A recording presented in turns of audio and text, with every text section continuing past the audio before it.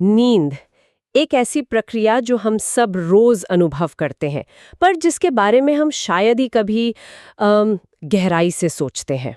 बिल्कुल। आज की हमारी जो ये गहरी पड़ताल है वो सिर्फ थकावट दूर करने के बारे में नहीं है।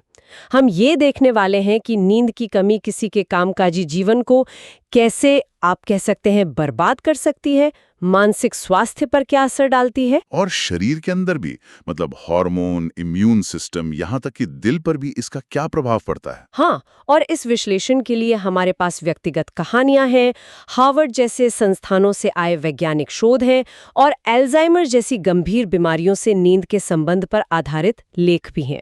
तो आज का मिशन ये समझना है कि नींद हमारे जीवन के हर पहलू को कैसे नियंत्रित करती है और विज्ञान अच्छी नींद के लिए क्या सुझाव देता है, क्योंकि हम अक्सर नींद को एक ऐसी चीज मान लेते हैं जिसे काटा जा सकता है। काम के लिए, मनोरंजन के लिए, पर ये एक बहुत बड़ी गलती है जिसका हिसाब हमारा शरीर और दिमाग बाद में वसूलते हैं। बिल्कुल। चलिए शुरुआत उन लोगों की कहानियों से करते हैं जिनका जीवन नींद की कमी से सीधे तौर पर प्रभावित हुआ। द गार्डियन के एक लेख में लोगों ने अपने अनुभव साझा किए हैं। एक कहानी एक सफल पेशेवर की है। वो बताती हैं कि बच्चों के जन्म के बाद उनकी अनिद्रा, मतलब इंसोम्निया, इतनी बढ़ गई कि उनका कामकाजी जीवन पूरी तरह से नष्ट हो गया। ये एक क्लासिक मामला है जहां तनाव और नींद की कमी मिलकर एक बहुत ही खतरनाक चक्र बना देते हैं। वो किसी भी चीज पर ध्यान ही नहीं लगा पाती थी और उन्हें एंग्जाइटी और डिप्रेशन होने लगा था।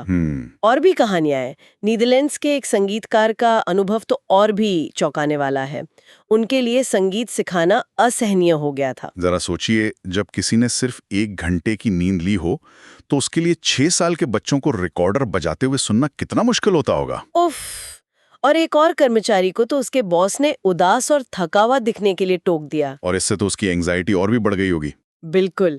तो यहाँ दिलचस्प बात यह है कि ये सिर्फ व्यक्तिगत अनुभव नहीं है। नहीं, ये नींद की कमी के क्लासिक टेक्स्ट बुक लक्षण हैं।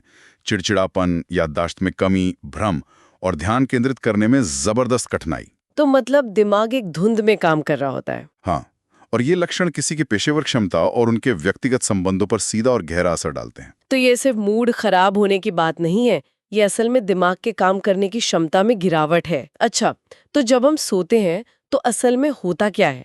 ये सिर्फ शरीर का ऑफ हो जाना तो नहीं है ना? नहीं, बिल्कुल नहीं, बहुत सक्रिय है। इसे समझने का सही तरीका है, हार्वर्ड के शोध के अनुसार नींद के कुछ चरणों में हमारा मस्तिष्क जागने की अवस्था से भी ज्यादा सक्रिय हो सकता है। सच में? हाँ, नींद को मुख्य रूप से 2 प्रकारों में बांटा गया है। एनरेम यानी नॉन रैपिड आई मूवमेंट नींद और आरईएम यानी रैपिड आई मूवमेंट नींद। ठीक है, तो पहले एनरेम को समझते हैं। ये क्या है? एनआरएम नींद के 3 चरण होते हैं, N1, N2 और N3। N1 बहुत हल्की नींद है, जब आप बस सो ही रहे होते हैं। N2 में आप थोड़े गहरे सोते हैं और आपकी हृदय गति और शरीर का तापमान कम हो जाता है।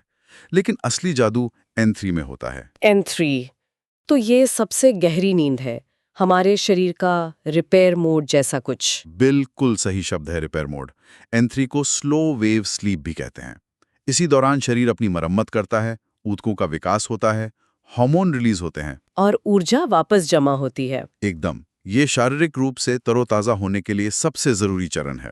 तो अगर एनआरएम शरीर की मरम्मत करती है, तो फिर आरईएम नींद का क्या काम है? अगर उस दौरान हमारा दिमाग जागने जितना ही सक्रिय है, तो क्या शरीर को आराम मिल भी रहा है? ये एक बहुत ही अच्छा सवाल है।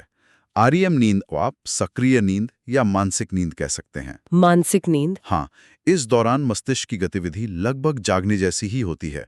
ज्यादातर जो ज्वलंत और अजीब सपने आते हैं वो इसी चरण में आते हैं, है ना?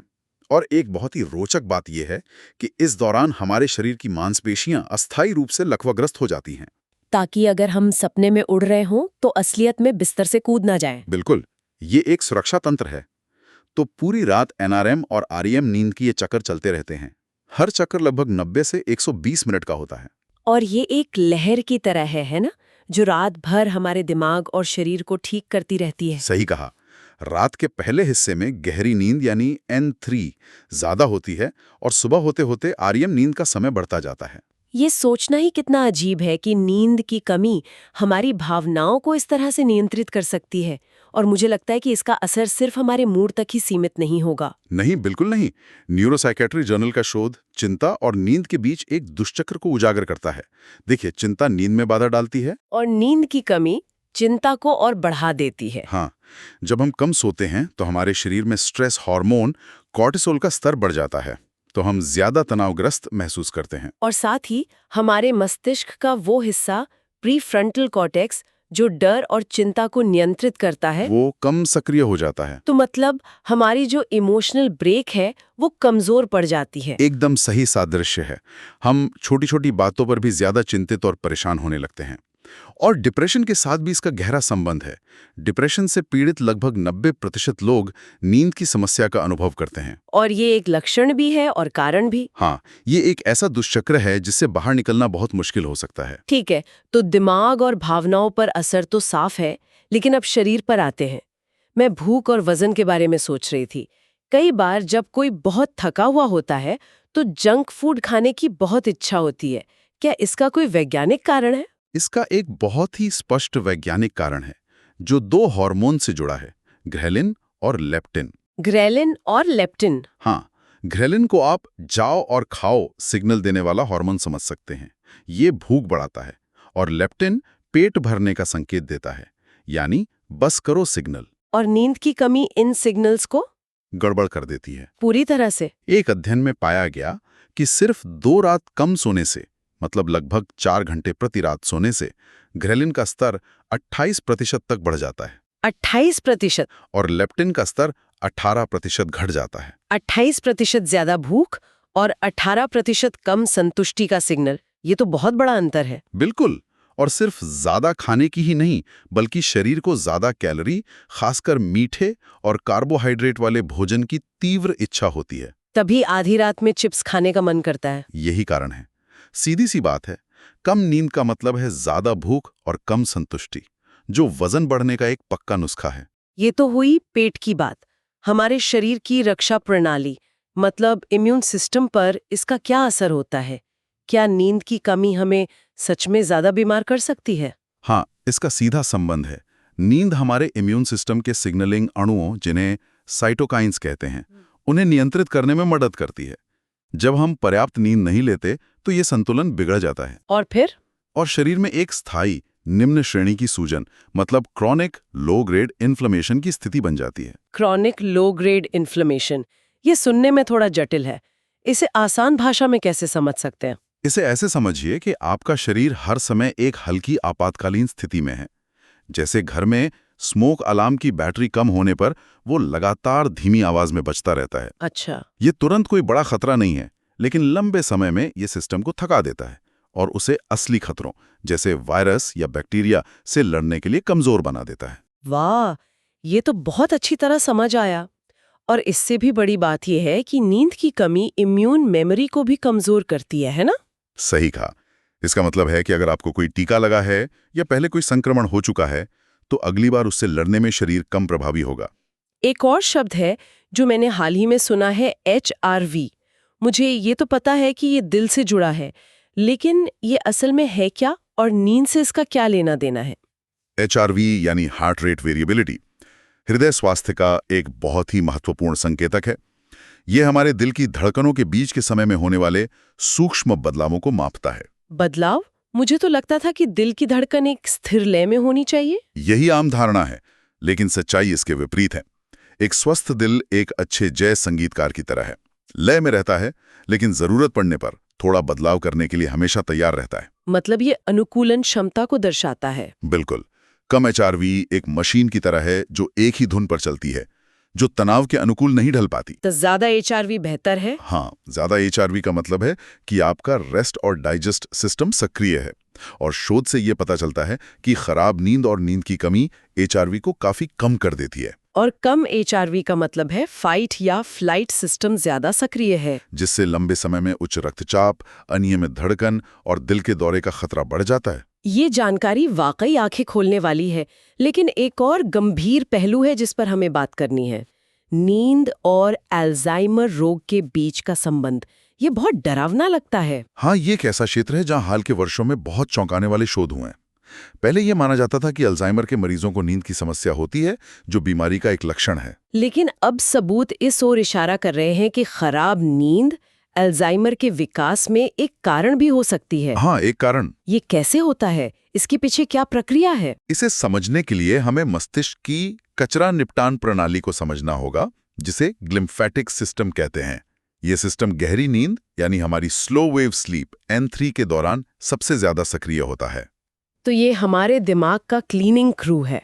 आप कह सकते हैं, इसका काम मस्तिष्क में दिन भर में जमा हुए विषाक्त पदार्थों और कचरे को साफ करना है। तो अगली बार जब मैं देर रात तक काम करने के बारे में सोचूं, तो मुझे याद रखना होगा कि मैं अपने दिमाग का कचरा बाहर नहीं निकाल रही हूं। ये याद रखने का एक अच्छा तरीका है। और अल्जाइमर के संदर्भ में 2 मुख्य प्रोटीन हैं जो इस कचरे का हिस्सा हैं, अमाइलॉइड बीटा और टाउ। अमाइलॉइड बीटा वो प्रोटीन है जो अल्जाइमर के मरीजों के मस्तिष्क में प्लैक बनाता है। शोध में पाया गया है कि सिर्फ एक रात की नींद की कमी से मस्तिष्क में इसका स्तर 5% तक बढ़ सकता है। सिर्फ एक रात से? और दूसरे प्रोटीन टाउ का क्या? टाउ प्रोटीन टैंगल्स बनाता है।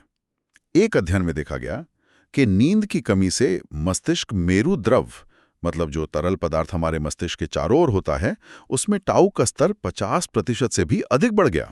रुकिए, 50%? क्या ये संभव है? सिर्फ एक रात की नींद से इतना बड़ा अंतर कैसे आ सकता है? ये अविश्वसनीय लगता है, लेकिन यही डेटा दिखाता है या दर्शाता है कि हमारा मस्तिष्क रात में सफाई के लिए नींद पर कितना ज्यादा निर्भर है। और ये एक और दुष्चक्र बनाता है। बिल्कुल। खराब नींद से इन प्रोटीनों की सफाई ठीक से नहीं हो पाती, जिससे वे मस्तिष्क में जमा होने लगते हैं।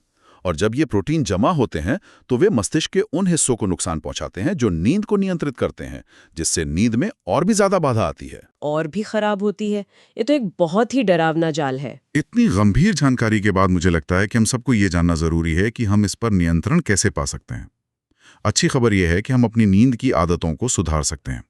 इसे स्लीप हाइजीन कहते हैं ना? बिल्कुल, और ये आदतें विज्ञान पर आधारित है और बहुत प्रभावी हो सकती हैं। ठीक है, तो हमें कहाँ से शुरू करना चाहिए? क्या रोज एक ही समय पर सोना और जागना वाकई इतना जरूरी है? ये शायद सबसे जरूरी नियम है। हर दिन, यहाँ तक कि सप्ताहांत पर भी एक ही समय पर सोने और जागने की कोशिश करें। इससे शरीर की आंतरिक घड़ी, जिसे सर्केडियन रिदम कहते हैं, सेट हो जाती है। और सोने के माहौल के बारे में क्या? क्या कमरे को अंधेरी गुफा जैसा बनाना सच में मदद करता है? गुफा एक अच्छा शब्द है। आपका सोने का कमरा ठंडा, अंधेरा और शांत होना चाहिए। और एक महत्वपूर्ण बात, बिस्तर का उपयोग केवल सोने और सेक्स के लिए करें। बिस्तर पर लेटकर फोन चलाना या काम करना आपके दिमाग को गलत संकेत देता है। ये एक ऐसी गलती है जो हम में से कई लोग करते हैं। अच्छा, अब बात करते हैं उन चीजों की जिनसे बचना चाहिए। कॉफी और शराब के बारे में क्या नियम है? सोने से कम 4 से 6 घंटे पहले कैफीन और निकोटीन से बचें। और शराब के बारे में एक आम गलतफहमी है। लोग सोचते हैं कि ये नींद लाने में मदद करती है, जो करती भी है थोड़ी देर के लिए। हाँ, लेकिन ये नींद के दूसरे हिस्से में, खासकर REM नींद में बाधा डालती है और नींद की गुणवत्ता को बहुत खराब कर देती है। लेकिन क्या होगा अगर आप बिस्तर पर लेटे और नींद ही ना आए, बस लेटे लेटे छत को घूरते रहे? यहाँ 20 मिनट का नियम काम आता है। अगर आपको 20 मिनट में नींद नहीं आती है तो बिस्तर से उठ जाएं। कुछ शांत और थोड़ा उबाऊ काम करें, जैसे किसी शांत कमरे में बैठना या कोई बोरिंग किताब पढ़ना। और जब नींद आने लगे तभी वापस जाएं। हाँ, बिस्तर में पड़े पड़े नींद का इंतजार करने से चिंता बढ़ती है। और हाँ, बार बार घड़ी बिल्कुल ना देखें, वो आपका सबसे बड़ा दुश्मन है। व्यायाम के बारे में क्या? क्या सोने से ठीक पहले जिम जाना ठीक है? नियमित व्यायाम नींद के लिए बहुत अच्छा है, लेकिन सोने से ठीक पहले तीव्र व्यायाम करने से बचें, क्योंकि यह शरीर को उत्तेजित कर सकता है। सुबह या दोपहर में व्यायाम करना सबसे अच्छा है। और आखिरी बात, रोशनी। हाँ, रोशनी। सुबह उठने के बाद प्राकृतिक रोशनी में कुछ समय बिताएं। यह आपकी आंतरिक घड़ी को जगाने में मदद करता है। और रात में सोने से 1-2 घंटे पहले मोबाइल, लैपटॉप या टीवी की नीली रोशनी से बचें। वो नींद लाने वाले हार्मोन मेलाटोनिन को रोकती है। ये सभी छोटे छोटे बदलाव हैं, लेकिन मिलकर ये बहुत बड़ा अंतर ला सकते हैं। बिल्कुल। तो आज की हमारी चर्चा से ये बिल्कुल स्पष्ट है कि नींद कोई विलासिता नहीं है। ये हमारे शारीरिक, मानसिक और भावनात्मक स्वास्थ्य का एक मूलभूत गैर परक्रम्य स्तंभ है। हमारे काम की गुणवत्ता से लेकर हमारे मस्तिष्क के दीर्घकालिक स्वास्थ्य तक इसका प्रभाव बहुत गहरा और व्यापक है। बिल्कुल। और इसी बात पर मैं एक अंतिम विचार साझा करना चाहूँगा। हमने ये समझा कि कैसे गहरी नींद मस्तिष्क से अमाइलॉइड बीटा और टाउ जैसे विषाक्त पदार्थों को साफ करती है। आज की आधुनिक दुनिया, जो निरंतर उत्तेजना, काम के दबाव और हमेशा ऑन रहने की संस्कृति से भरी है, उसे देखते हुए एक महत्वपूर्ण सवाल उठता है। क्या हमारी सामूहिक नींद की कमी एक ऐसा सार्वजनिक स्वास्थ्य संकट पैदा कर रही है जिसे हम अभी पूरी तरह से समझ भी नहीं पा रहे हैं? और लगातार आराम को कम महत्व देने वाले समाज के लिए इसके दीर्घकालिक संज्ञानात्मक परिणाम क्या हो सकते हैं? ये एक ऐसा प्रश्न है जिस पर हम सभी को विचार करना चाहिए।